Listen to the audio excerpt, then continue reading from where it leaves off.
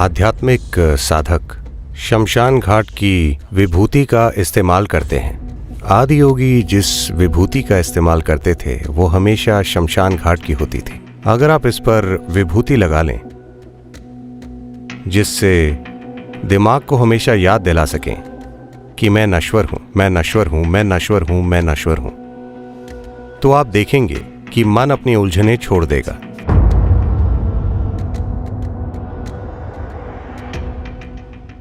विभूति के इस्तेमाल के कई पहलू हैं। विभूति यानी पवित्र राख। इसकी ऊर्जा के महत्व के अलावा इसकी प्राण शरीर को दिशा देने और कंट्रोल करने की क्षमता के अलावा जो इस पर निर्भर करता है कि इसे तैयार कैसे किया गया है और इसका इस्तेमाल कैसे होता है, और इसके ऊर्जा सौंपने या ट्रांसफर करने के शानदार माध्यम होने के अलावा विभूति या भस्म इस ओर संकेत करती है कि हमारा जीवन नश्वर है। आध्यात्मिक साधक शमशान घाट की विभूति का इस्तेमाल करते हैं। The Adi Yogis' stocks always came from the cremation grounds. आदि योगी जिस विभूति का इस्तेमाल करते थे वो हमेशा शमशान घाट की होती थी, और आज भी कई योगी हमेशा शमशान घाट की ही विभूति का अपनी साधना में इस्तेमाल करते हैं। एक चीज है कि उसका अपना एक गुण होता है, एक और चीज है कि वो आपको हमेशा आपकी नश्वरता की याद दिलाती है। आप हमेशा अपनी नश्वरता अपने शरीर पर पहनकर रखते हैं। शिव अपने शरीर पर सिर से पैर तक शमशान की राख लगाते थे, क्योंकि वो एक पल के लिए भी नहीं भूलना चाहते थे कि वो नश्वर हैं। अगर आप एक पल के लिए भी भूल जाएं कि आप नश्वर हैं तो आप में अज्ञान अंकुरित हो जाएगा। अगर आप लंबे समय तक भूल जाएं तो इस पर फल लग जाएंगे। अगर आप ये सोचने लगें कि आप अमर हैं तो आप अज्ञानता का ताज पहन लेंगे। नश्वरता को अनदेखा करना अज्ञानता है। तो आप देखेंगे कि खासकर दक्षिण भारत में लोग विभूति अपने पूरे माथे पर लगाते हैं,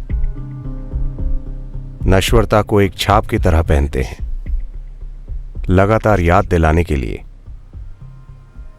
कि मैं हमेशा के लिए नहीं हूं, लगातार याद दिलाने के लिए कि मैं इस जगह पर कुछ दिन ही रहूंगा, क्योंकि जो खुद को अपनी नश्वरता की लगातार याद दिलाता है उसने कम से कम जानने के लिए एक उपजाऊ जमीन तैयार कर ली है। शायद वो अभी तक जान नहीं पाया है, लेकिन उसने कम से कम एक उपजाऊ जमीन तैयार कर ली है ताकि उसके जीवन में ज्ञान अंकुरित हो सके। मिट्टी को फिर से मिट्टी में डालने का काम बहुत कम लोग गरिमा से कर पाते हैं। हमें उम्मीद है कि आप उस चीज को गरिमा से लेकर चलेंगे जो आपने धरती मां से ली है। इसे गरिमा के साथ लेकर चलना भी बहुत महत्वपूर्ण है। आपको इसे गरिमा से लेकर चलना चाहिए, और जब लौटाने का समय हो तो गरिमा से वापस रख देना चाहिए। बस मिट्टी का एक ढेर है और कुछ नहीं है। अगर आप अपने बारे में कुछ और सोचते हैं तो आप मुश्किल तरीके से सीखेंगे। तो आप जानते हैं कि आप जहां भी जाओ, लोग कहते हैं कि इस पल में जियो, इस पल में जियो। वो आपको यही कह रहे हैं कि एक गैर जरूरी रूप से उलझा हुआ मन बनने के बजाय आपको बस एक अस्तित्व बनना है जो आप हैं। मन एक शानदार भेंट है जो मानवता को मिली है, लेकिन लोगों ने उसे कितना भयंकर तरह से इस्तेमाल किया है। तो जीवन और मृत्यु को गरिमा के साथ संभाला जा सकता है, अगर आप इस पर विभूति लगा लें जिससे दिमाग को हमेशा याद दिला सकें कि मैं नश्वर हूं, मैं नश्वर हूं, मैं नश्वर हूं, मैं नश्वर हूं, तो आप देखेंगे कि मन अपनी उलझनें छोड़ देगा। यह सबसे सरल साधन है। आप जानते हैं लोग रूपांतरित हो जाते हैं अगर उन्हें विश्वास हो कि वो कल मर जाएंगे।